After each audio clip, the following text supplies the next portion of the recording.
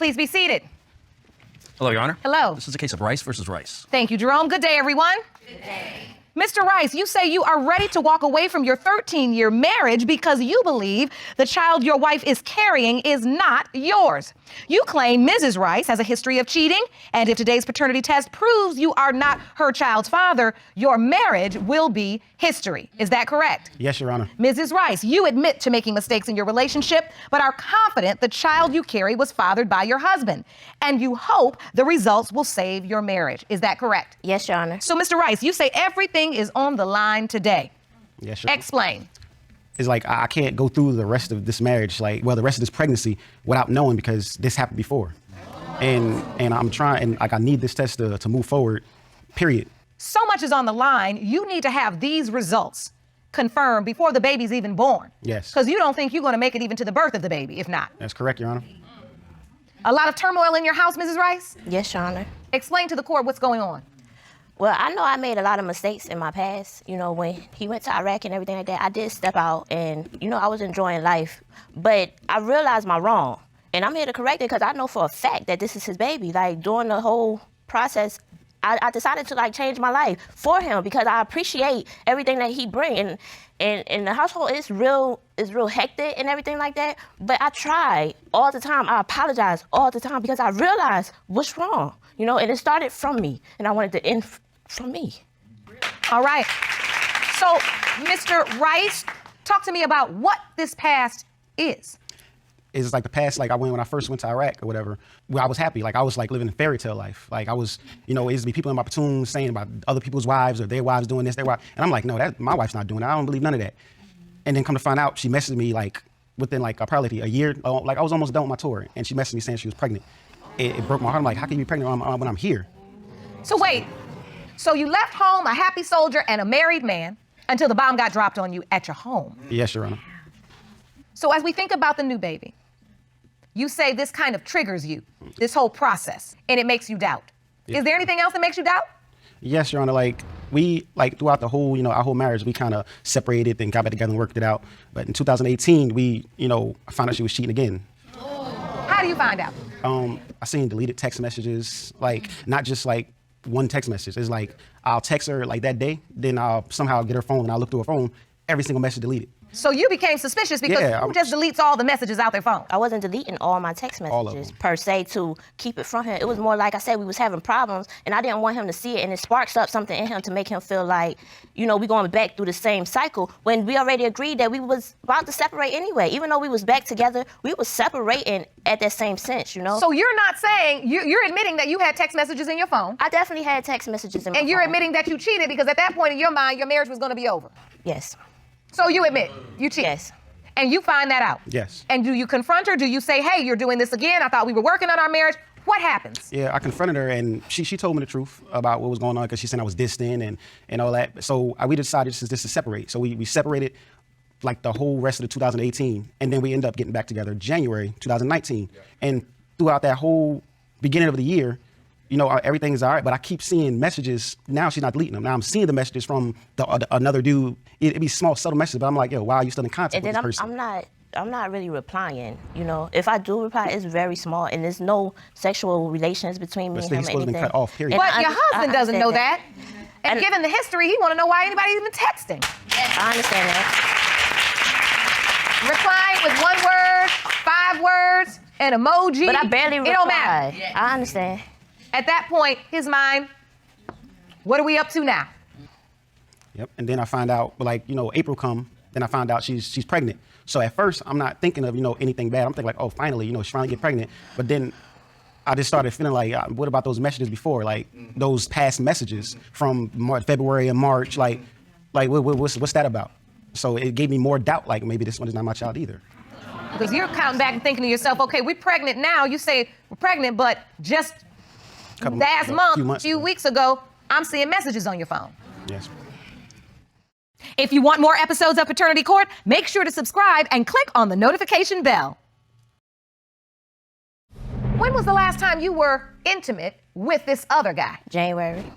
In January? Yes. But your husband still sees texts in March. And then you're pregnant in April. Yeah, but I wasn't replying to most of them. I really was not. To most replying. of them? Most of them, because I can't sit here and lie to you, you know? I don't want you to. Only one I replied to was when he said happy birthday, because my birthday is in March. So when he said happy birthday, I just been kind and said thank you.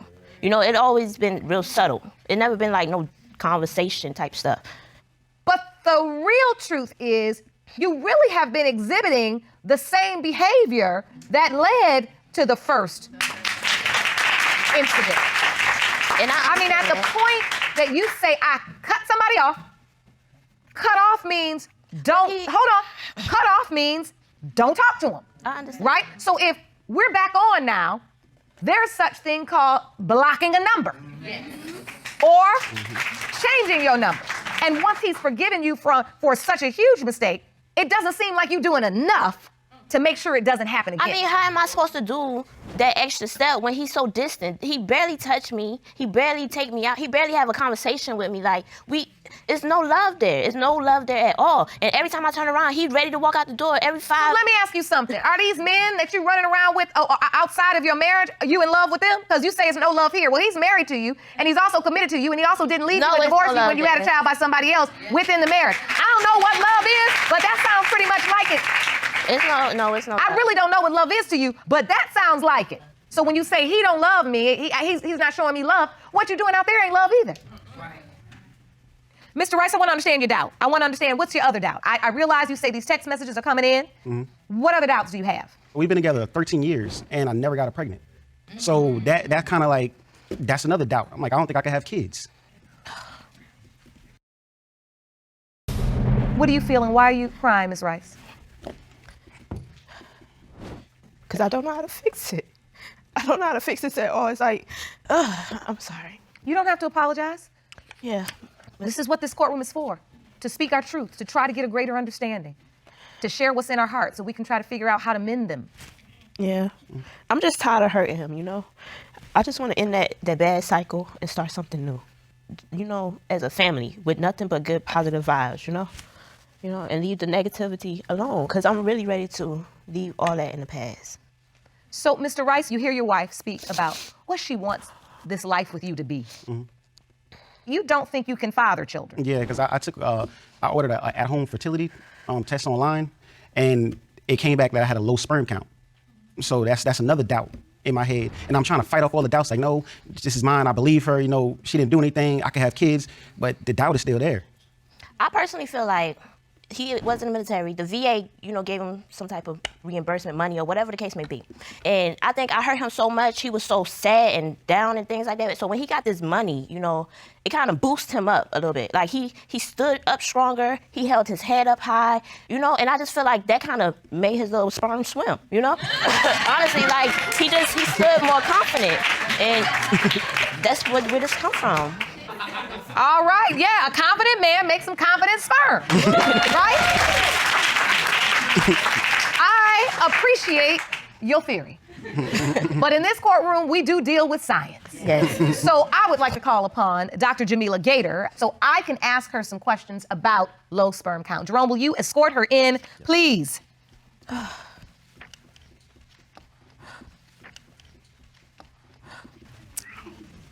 Hello, Dr. Gator. Hello. Thank you for joining us again. You know, I always have questions. Yes. Mr. Rice has testified that he took an at-home sperm count test that he purchased and it determined that he had a low sperm count. What did that really mean? So he testified that he did a home sperm kit.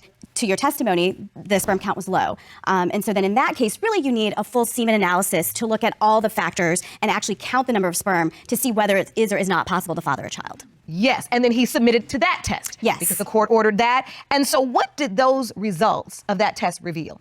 So that semen analysis was very abnormal. And normally 15 million sperm or more is a normal sperm count. And in this case, there was only 3 million sperm. And so all in all, that basically leaves less than 200,000 sperm available to father a child, which is extremely low and makes it very difficult. Wow.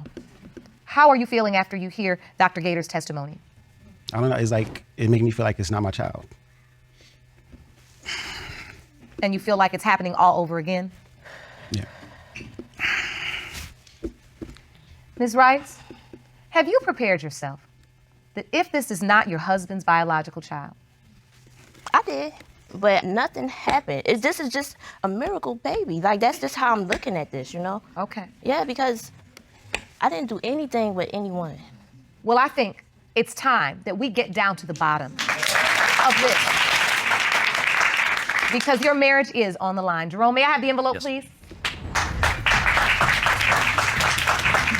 These results were prepared by DNA Diagnostics, and they read as follows. In order for us to determine paternity, a prenatal DNA test was performed. A blood sample was drawn from the mother, and fetal DNA was isolated from that sample. Genetic analysis was performed, and a probability of paternity was generated. In the case of Rice versus Rice, when it comes to the child that Mrs. Rice is currently carrying, it has been determined by this court. Mr. Rice, you are the father.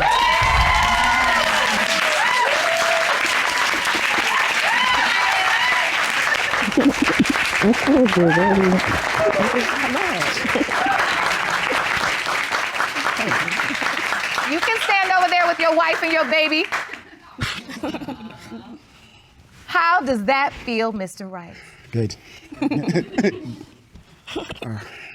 Thank you. Thank you. And it was hard for me to come because I know I'm messy. I'm very messy, but my love is real. You do have a miracle baby.